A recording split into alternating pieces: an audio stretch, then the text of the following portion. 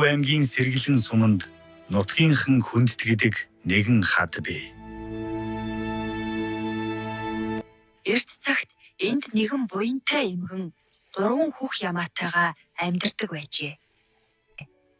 Өвөл зунгуу ямаагаа сааж сүүнээсээ илүүчилдэг байсан гэдэг.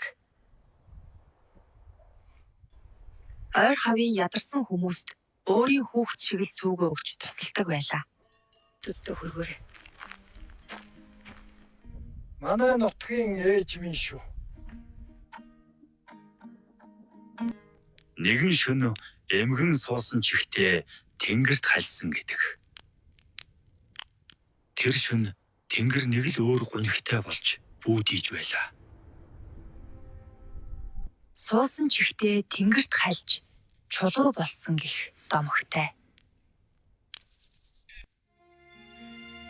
Өглөө болоход түүний суусан төрхтэй том хад тэнд байжээ. 3 хөх ямаа нь эзнийхээ дэргэд 3 хөх чулуу болсон. Ээжээ, та минь яагаад ийм хад чулуу олчвоо? Ээж хад минь нутаг усаа өрс биднийг ивэлдээ авч хайрлаарай. Он жилүүд өнгөрч ээж хадыг маш олон хүмүүс зорин очиж хүслээ шивнсээр. Өдгөө хүртэл ээж хад ээжигээ гээд ирсэн хүн бүрийн хүслийг биелүүлсээр байгаа гэдэг. Төв аймгийн сэргэлэн сум